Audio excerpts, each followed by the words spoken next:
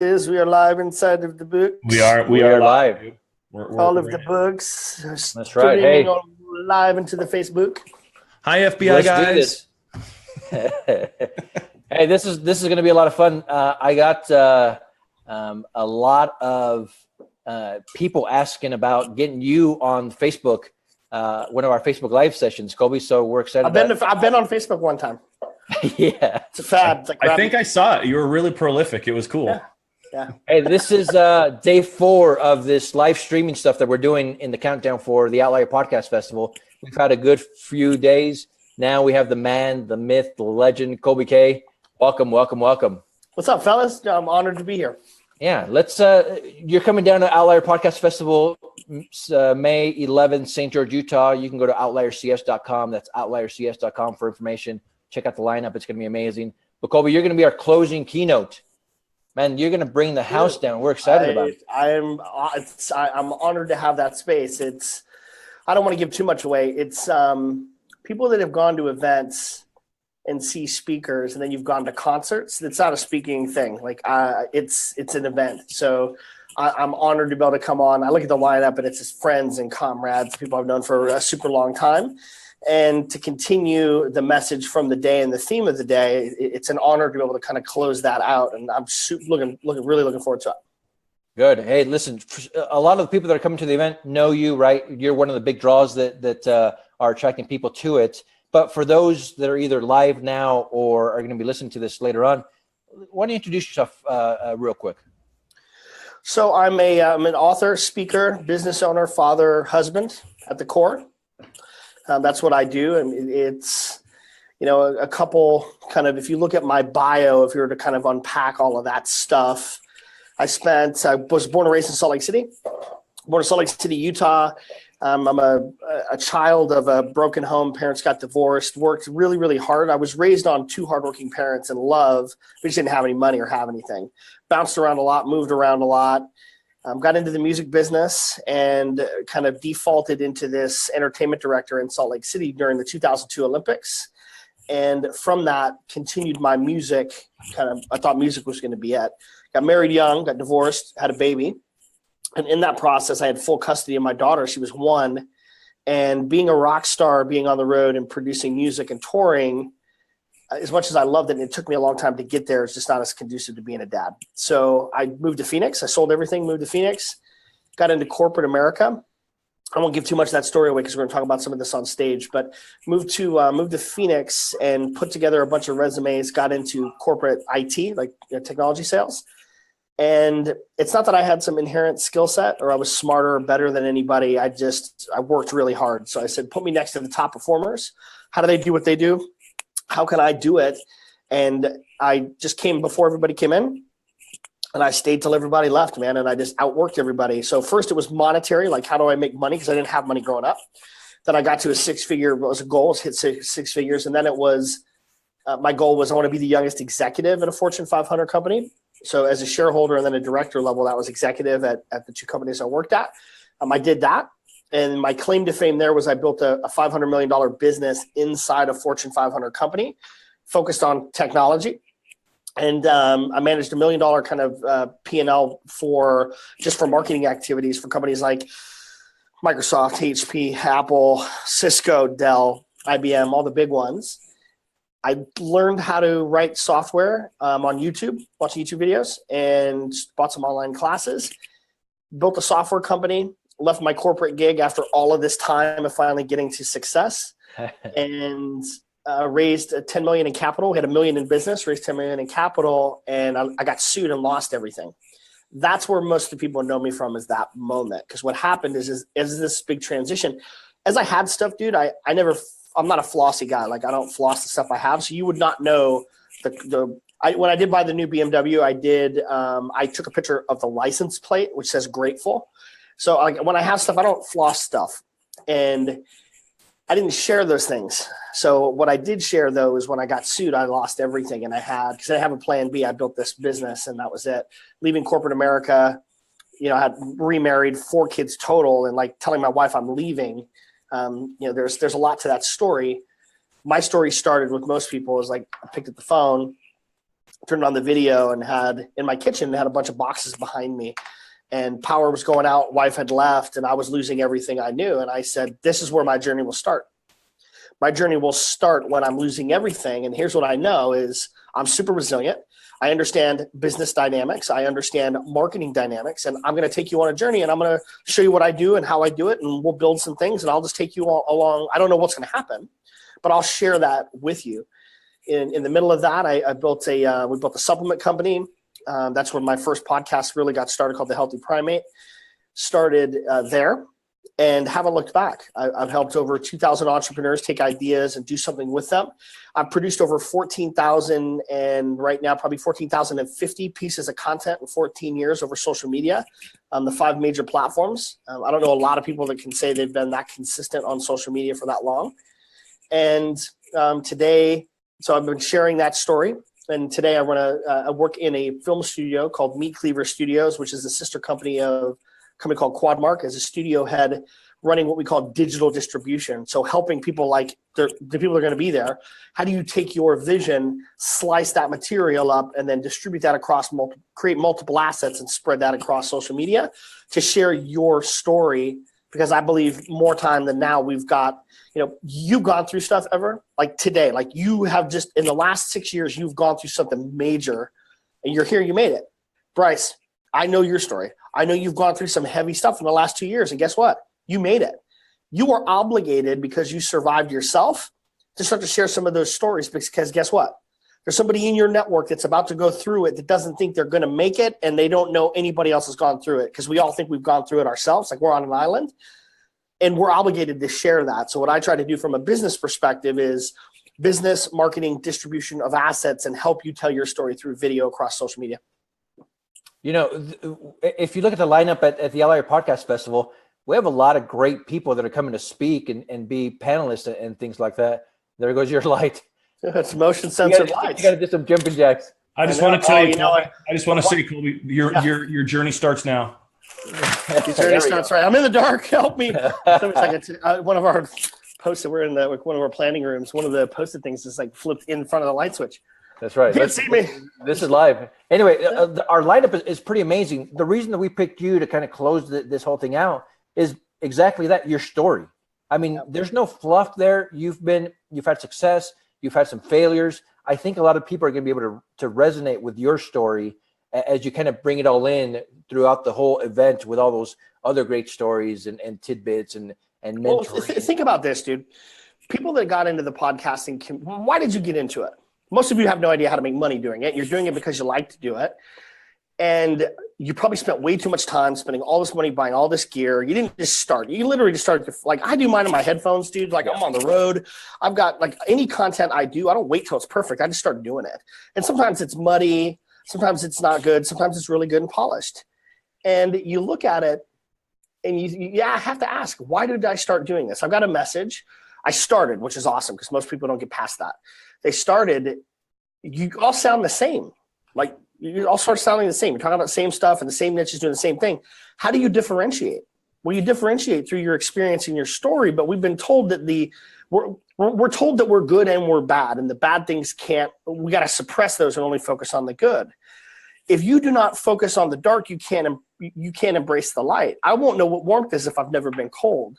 So what we've been told is to push that down. And if we push that down and suppress that, inherently it affects the polar opposite side of the thing that we're trying to put a bunch of energy into, and it offsets. As soon as you can embrace that I'm not good nor bad, I'm a sum of those experiences, and I don't hide from those experiences, and I can come out and articulate what those experiences mean to me, that is when your show starts to grab breath. That's where the heart, that's where the blood, that's where the energy comes into differentiating yourself from anybody else, right?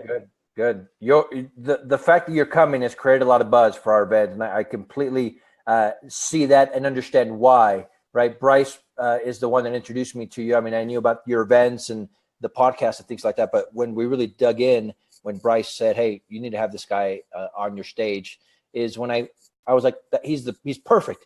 He's an outlier, right? He knows what he's doing. He's successful at it, but he's been on the opposite side too, where he's hustling. He's still hustling. Well, dude, I don't care how much money you're making. You're making it happen. Imagine this, man. what is more, do you have kids? Yes. That's right. You have 2 to 3 daughters. I think you have 2 daughters. Bryce, how old are your kids now? They are 15, 13, 8, and 16. Okay, so you both will be able to relate no matter how old your kids are. Let me ask you this question. What's more important, formula or diapers? They're both. What about having to put gas in your car or groceries in the fridge? Yes. Okay, so being put in those scenarios makes you do some really interesting things. I have not known a life outside of being put up against the wall. Yeah. I was always the kid that was told you're never going to make it. And I never really gave anybody a reason not to believe them. So part of me has a chip on my shoulder.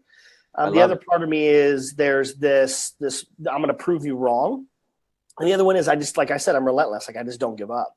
And the science tells you this, man. You're wired the way you're going to be wired at about age 25, right? Whatever experiences have happened to you at age 25, you're kind of like, that's who you are. Bryce, we talked about this on your show. Unless something happens, one of 3 things. One, you've got sickness, right? You get sick. How many people do you know, like maybe have been diagnosed with cancer, or even somebody who's in your family? Dude, that's devastating. It changes families. People that either make it through or don't, it changes everybody around it. What about finances? Like losing a job. How many people do you know lost a job and almost had a midlife crisis because they went bankrupt? Okay. And as much as we have savings, we're about 2 months away from being on the streets. Yep. Right? So there's that. And then the third one is breakups. I've been through a bad divorce, or been through been cheated on, or cheated on somebody, or whatever that looks like in a relationship. We all know we've either done that or been part of that, or know somebody who's been in that, been kind of a byproduct of that. If one of those 3 things happens, the way that our neurological system is set up, you will rewire. Now, if you take that into consideration, I've had all 3 of those things happen to me twice in 2 years. Right? I got diagnosed with Lyme disease. Didn't know I had it for a year, and it almost killed me. I couldn't physically get out of bed. I got arthritis in my blood. I can't shake hands hardly because it hurts. Bad. Went through this big financial thing. Lost everything. Wife's like, I'm leaving. Lose all your money. It's like all these things happen, and it was like I've only known those types of scenarios, and it's never been. We all know somebody that you call them, and every time you talk to them, they're like, "Oh, I'm sick again," or "Oh, I lost a job," or "Oh, my tires are flat." It's usually a family member, right? Every time we talk to them, something's wrong. We all have plenty of opportunities to say what's broken. I just don't think that way. It's like I am human, and it hits me, and I'm like, God, that really sucks. What I try to figure out is what's the lesson that I can learn from that? What can I share through that process, and how can I be stronger to get through the other side, right? What's the learning? Because I don't like to spend a whole lot of time saying, woe is me, and I'm honest about it, right? I don't hide from my past. This is going to be, I truly can't wait. Next week, man, you're going to be on the stage. Next week. I get in at Thursday night, and I think I get in at 10 o'clock. What I like about this is, and we kind of made it clear and kind of put it out there to our speakers, that not only do we want you to come out to and obviously grace us on the main stage with your message, but to kind of stick around and rub shoulders with a lot of our attendees and other speakers and panelists and things like that. And everybody on our lineup has said, I'm there not just for the half an hour to an hour that I'm on stage, but I'm there throughout the day, and I'm going to be meeting people and hanging out with people. And no doubt that you said, absolutely, I'm going to be there and I'm going to hang out and rub shoulders and shake hands and kiss babies and all that good stuff. And so anyway, if you're listening, if you haven't signed up already, outliercs.com, outliercs.com, check out the lineup. We're going to have people like Kolby, and a few others that have come in. And again, not just from the main stage, but they're going to be in the audience. They're going to be hanging out during the breaks, during lunch. Some of our meetups the night before, the meetups after the event. We're going to be all available. Come and meet and get to know these guys. But let me share this with you, dude. And how important this is to me personally. The people that follow if you go to my YouTube channels, or if you go to any of the videos, I give away just about everything for free. I don't ask for anything. I don't try to sell you stuff. It's literally just my experiences out to them to help. One of the things that at the end of last year, as all of these things were rebuilding, I looked at a big piece that was missing, and it was service. What I mean by that was my friend Tom Bilyau, and I got this tattooed on my wrist after he spoke at the Meltdown, he had a quote at one of our events. He said, information in equals ideas out. You're as good as you're ever going to be right now. Physically, mentally, spiritually, this is it. This is it. If you're okay with that, then cool. I'm not. I want to be better health-wise. I want to be smarter. I want to be able to give back. The more I get, the more I can give. As corny as that is, that's just how I'm wired. So for me, it was, what are the things I really, really want to acquire? Like, what are the skill sets I want to acquire this next year? How can I align myself with people and come from a place of service to learn that? Not come from a place of like, what can I get from people, but what can I give in return, and what can I get? What level of service can I get, and who can I surround myself with? Is it to finish my book? If I'm finishing my book, I want to be around New York Times bestselling authors multiple times over that are good at storytelling, because I'm a storyteller. How do I help and connect with those people? Get in those circles, start to build good relationships. Next thing you know, like, those are mentors and friends where I'm working with. Same thing with films. I've produced 3 films. I want to do more stuff from behind the camera. Where do I go? I want to work with people that are doing films. For me, it's putting myself in a place of service. So when any event that I go to, whether I'm speaking or attending, first, you're making an investment. You're away from your family, and I have a ton of respect for that. You're away from your family. You're away from your business. You're spending money to be there. And the highest value you can ever get is somebody giving you $1 of their hard-earned money for something in return. And I don't take that's not a responsibility I take lightly. I respect and honor that. The other part of that is, as I'm coming to be on stage to be part of the education, I'm also coming to be educated. I shake hands. I want to be part of it. I'm learning. I'm consistently active. So for me, I look at the lineup of people. There's some amazing people that are going to be there. They're friends. They're comrades. They're people I look up to. They're people that I just want to hang out and have a beer with. There's a ton of things to be said around the networking and the handshaking that comes from building these relationships online, and then putting my friend Dan Clark says belly to belly, like getting people together. Yeah. Like, there's something very powerful about that. So for me, there's a lot to be said about networking, and I am as excited about the networking as I am about speaking, and I love to speak. Agreed. We at Outlier, we've been putting events together for the last 4 or 5 years. And it's amazing. There's true magic that happens when ambitious, smart people get together. Yep. Right? We put these events together, but then we kind of sit back and let it happen, just because it's good things come out of it, and it makes me feel good, and that's why we continue to do it. Right? These type of events don't make us a ton of money. Right? Sometimes we break even. I'm all right with that. Sometimes we have to put money in, which I'm all right with, just because I get to meet people like you. Right? The people that follow me get to hang out with these entrepreneurs, these podcasters, these media influencers. That's good enough for me for this part of my business, for this part of my life, right? I get paid back so much more on the other side, so I'm good with that. Now, I know you didn't come on this to kind of plug your stuff, but I want to spend a little bit of time talking about your event coming up as well. You have a huge event coming up in Arizona. Let's talk about it. I do. It's an event June 22nd to 24th. It's called Meltdown in the Desert. It takes social media influencers, people that are interested in marketing, and people that are business owners, like from entrepreneurs to large enterprise, that want to figure out how to make a dent in the digital universe. Right? That's how I say it is, and that's how I explain it to people. It's really not that. It's if you took Gary Vaynerchuk and Tony Robbins and put them in a blender and like poured out whatever came, that's what it is. It's like, I tell you that to get you in the room, and then I shut the door, and it's like, ha ha. And I just shake it up, and everybody's crying and networking, and you learn a ton. It came from some time with Gary Vaynerchuk in London. So he had an opportunity to speak at one of the oldest boxing rings in London called York Hall. Gary was on stage. There was a bunch of us there. And it just immediately took me back to my days of being in the music business. And one of the first tours I worked on was the Equipment tour for Outkast. And it was right when they were just starting to scale. Ludacris was the headliner because he had radio hits he had like 4 or 5 hits that were happening at that time. And I remember like the smaller venues of 1,000 people. And I just saw this, and I was like, you know what we're missing? We're missing because I didn't participate in those events at the time, a sales, a marketing, specifically to social media. There wasn't a sales event. That was getting people that do business and have built business online, how they've influenced people, but peel that back and explain the hardships and how they did it, why they did it, not the tactics until the end. So explain what it was like to have to dig change out of the couch before you married your wife, or when you married your wife and you were selling water bottles by the side of the freeway. Why? Explain that. Let's talk about that. And then we put together, our social media reach is we'll hit well over 500. It's 500 million impressions from everybody that's involved.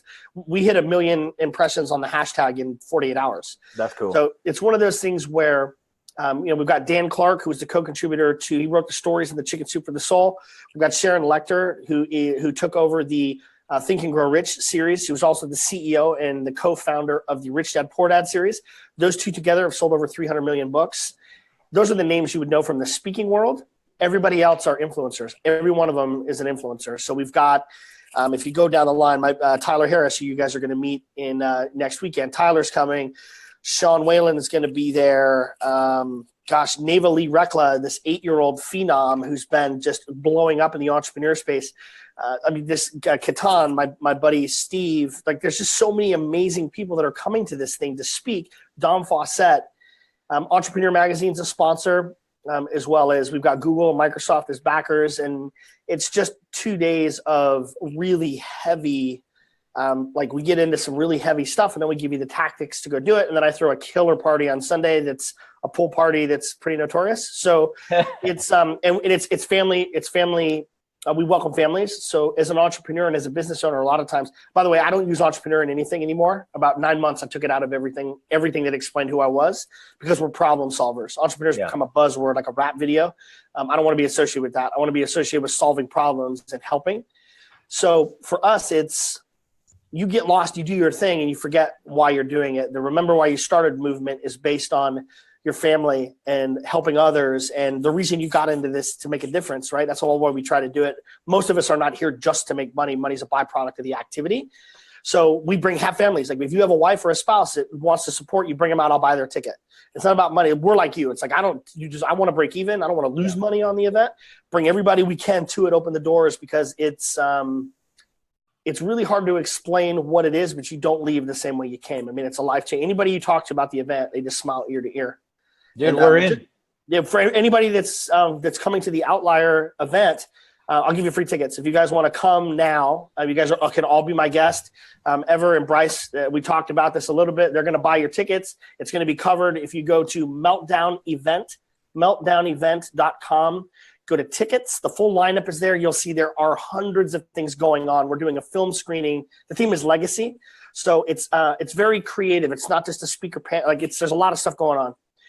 The team's going to cover it, so the expenses will be paid. You just have to get to Arizona. Click on tickets, top right-hand corner. Once you go to tickets, put the code in GUEST, GUEST, GUEST. We've set up a code. We've got 50 tickets set aside for anybody that's coming to the event. You be our guest. We're promoting this event. You guys come to our event. We'll cover the cost. You just get there, and I promise it's a life changer. And it's not a sales event. I mean, nobody sells it. I love it. Dude, that's huge. Thank you very much. That's amazing. We're definitely going to be there. The force of Outliers is going to come out to support this as well, and it sounds like it's going to be an amazing event. We've seen the videos. I've talked to people that have been there, so no doubt that we're going to be there. We're going to be supporting, and we are looking forward to know all of your people out there as well. Anyway, I don't want to take up too much more of your time. Bryce, Kolby, this has been great. I appreciate you doing this for us, and we'll see you next week. Those of you that are listening, watching live, connect with Kolby. Right, we're going to have links to his event as well. Register right away. Those that are watching, come to our event, and then we're going to have links to Kolby's event as well. Anyway, and you can find me on any social media platform at I'm Kolby K. I'm KOLBY. And we'll have links on the comment section as well. Gentlemen, thank you very much. Fellas. Great to see you, man. Bryce, good to see you. I'm glad your beard's back. You'll have a beard next time I see you. We'll try. Later, guys. Take it easy, guys.